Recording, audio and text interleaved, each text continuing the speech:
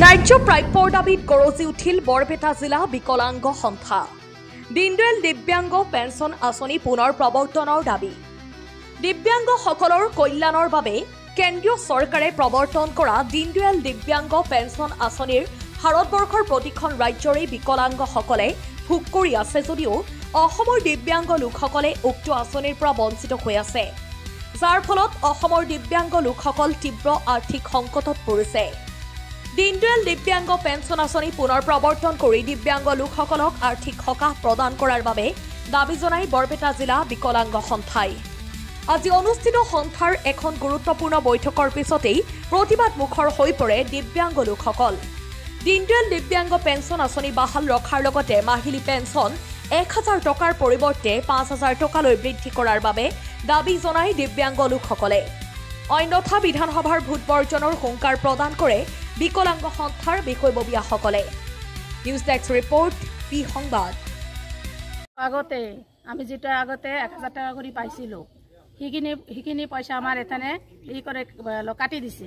সেইখিনি আমার হলো এখানে হেমন্ত বিশ্বাসে কাটি দিছে। এখানে আমার যেটো আমি দিব্যাংগ আঁচনিটো খুঁজি আছো, আমার সেইখিনিয়ে লাগে। আমার জিলা বিকলাংগ সন্থাত আমার এখন সাধারণ সভা আছিল আৰু অসম চৰকাৰে অচিয়ে ঘোষণা কৰা 3.0 যি অৰুণোদয় আঁচনি মানে লিষ্ট বাহিৰ কৰিলে, ইয়াৰ পৰা আমাৰ বৰপেটা জিলাৰ অধিকাংশই বঞ্চিত হৈছে। আচলতে অৰুণোদয় আঁচনিৰ পৰা বঞ্চিত হৈছে এইটো ক'ব লাগে আমাৰ বিশেষ একো নাই। আমি পূৰ্বতে পাই আহিছিলোঁ 500 টকা, তাৰপিছত সৰ্বানৰ দিনত আমি পালোঁ 1000 টকা ভাত্তা। আমাৰ বিকলাংগ ভাত্তাটো মাজতে ক'ত হেৰালে এইটো আমি এটা সাঁথৰখন হৈ পৰিছে।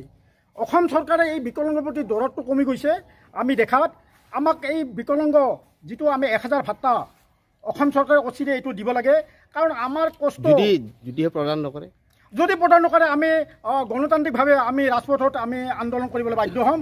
আমি 2026 তাৰ আগতে যদি অসম চৰকাৰে এই আমাৰ বিকলাংগ 1000 টকা ভাত্তাটো যদি ঘোষণা নকৰে, আমি 2026 বিধানসভাত অসমৰ 38 লাখ বিকলাংগয়ে ভোট বৰ্জন কৰিব। দিব্যাংগ অৰুণোদয়টো নালাগে, মুখ্যমন্ত্ৰী ডাঙৰীয়া আমাক দীনদয়াল আঁচনিটো লাগে।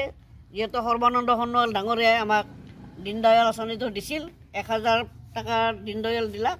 গতিকে মুখ্যমন্ত্ৰী যেতিয়া আহিলে তেতিয়াৰ পৰা আমাৰ মানে দীনদয়াল আঁচনিটো কাটিলাক, অৰুণোদয় দিলাক। অৰুণোদয় দিয়াৰ পাছতো আমাৰ অৰুণোদয় কোনো দিব্যাংগ মানুহে অৰুণোদয় পোৱা নাই। এখনি কি অলপ মানুহ এড কৰি 3 ডাবল আছে দিব্যাংগ মানুহ, সব ধনী ধনী মানুহক এই মানে আঁচনিবিলাক দিছে মুখ্যমন্ত্ৰীয়ে। আনকি মুখ্যমন্ত্ৰী নিজে ধনী মানুহ না, সেইকাৰণে ধনী মানুহক চিনি পাইছে। আমাৰ এই দিব্যাংগ যেখনে মানে ব্যক্তি আছে ভাই ভনীসকল, এইটো কোনেও অৰুণোদয় আঁচনি পোৱা নাই। মই দীনদয়াল পেঞ্চন আঁচনি আগতে পাইছিলোঁ, 500 টকাৰ পৰাই পাইছিলোঁ, কিন্তু বৰ্তমান মোৰ নামটো নাই। মই এতিয়া কেনেকৈ চলিম? মোৰতো চলাৰ এটা সুবিধা লাগব। মই মানে চলাত বহুত অসুবিধা পাইছোঁ। সেইকাৰণে আমাক দীনদয়াল পেঞ্চন আঁচনিটোহে লাগে, আমাক অৰুণোদয় নালাগে নহয়। আমি অৰুণোদয়েৰে কি কৰিম? আৰু আমাৰ দীনদয়াল পেঞ্চন আঁচনি যিটো 1000 টকা অসম চৰকাৰে সেইটো কি কৰিলে? সেইখিনিতো কোনোৰে নাম কাটা নাছিল। এই অৰুণোদয় অহাৰ পৰাহে আমাৰ দিব্যাংগ ভাই ভনীসকলৰ নামবিলাক কাটা গ'ল।